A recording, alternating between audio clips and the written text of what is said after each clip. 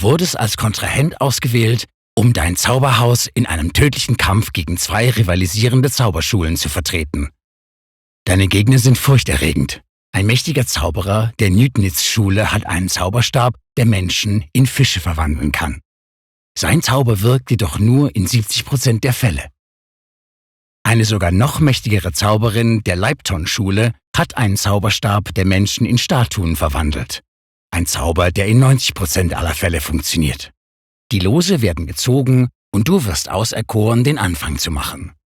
Der Newtonitz-Manager ist danach und die Leibton-Zauberin als drittes dran. Danach geht es weiter reihum, bis nur noch einer übrig ist.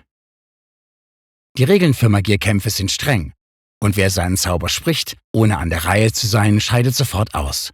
Um ein Unentschieden zu verhindern, sehen die Regeln vor, dass alle Teilnehmer in Katzen verwandelt werden, wenn zum Ende der ersten Runde noch kein Teilnehmer ausgeschieden ist. Nun musst du einen Zauberstab auswählen. Dein Zauberhaus bietet dir 3 Möglichkeiten. Der Banneker, der das Opfer mit Ranken fesselt und in 60% aller Fälle wirkt. Der Gaussian, der das Opfer in einen Baum verwandelt und in 80% aller Fälle wirkt. Und der unglaublich seltene Nöter 9000, der das Opfer auf einen fernen Berggipfel verbannt und in 100% aller Fälle wirkt. Deine Gegner sind Meister der Strategie und der Zauberei. Und du weißt, dass sie Entscheidungen treffen werden, die ihre eigenen Erfolgschancen maximieren. Für welchen Zauberstab solltest du dich entscheiden und welche Strategie wendest du an, um maximale Erfolgschancen zu haben? Halte das Video an, wenn du selbst darauf kommen willst. Antwort in 3, 2, 1. Du greifst zuerst nach dem Nöter 9000. Schließlich ist es sinnvoll, mit dem stärksten Zauberstab in den Kampf zu gehen. Aber bevor du ihn aufnimmst, überlegst du, was passieren würde. Als gefährlichster Zauberer wärst du auch das Ziel der beiden anderen Magier und du müsstest dich zuerst um den gefährlichsten von ihnen kümmern.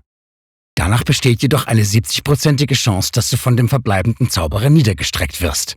Das wäre schlecht. Vielleicht entscheidest du dich doch lieber für den Gaussian. Der wirkt in 80% der Fälle, was bedeutet, dass du erst dann zum Ziel wirst, wenn die Zauberin außer Gefecht gesetzt ist. Aber wenn es dir gelungen ist, sie zu verwandeln, würdest du wahrscheinlich sofort danach in einen Fisch verwandelt werden. Wenn du den Zauberer verwandelt hast, würde die Zauberin dich mit hoher Sicherheit zu Stein verwandeln. Daher wäre es eigentlich sogar besser, wenn der Zauber nicht wirkt. Und plötzlich kommt dir eine Idee.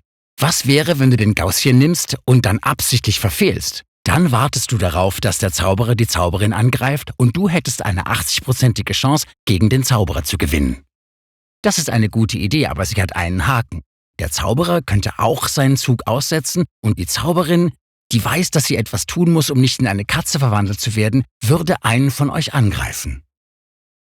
Und da du eine größere Gefahr bist, würdest du zum Ziel werden. Und dann erkennst du, was du eigentlich tun musst. Den schwächsten Zauberstab, den Banneker nehmen und absichtlich verfehlen. Jetzt weiß der Zauberer, dass die Zauberin es auf ihn abgesehen haben wird und er wird sie in einen Fisch verwandeln müssen, um nicht selbst als Stein zu enden. In 70% der Fälle würde er Erfolg haben und du hättest eine 60%ige Chance, den Kampf zu Beginn der nächsten Runde zu gewinnen. Wenn er versagt, wird er wahrscheinlich versteinert und du hättest immer noch eine 60%ige Chance, das Duell gegen die Zauberin zu gewinnen. Zu 3% werden alle in Katzen verwandelt. Wenn man aber alle möglichen Resultate berücksichtigt, liegt die Gewinnchance bei dieser Strategie höher als 50% und mehr ist nicht möglich. Hier siehst du, wie die Gewinnchance für die verschiedenen Strategien aussieht. Wer hätte gedacht, dass die schlechteste Möglichkeit die beste Chance bietet? Für faszinierende Geschichten, Weltraumabenteuer, verblüffende Philosophien, Antworten auf die zufälligsten Fragen, die du über deinen Körper hast und vieles mehr, abonniere diesen Kanal. Bleib neugierig, bleib informiert.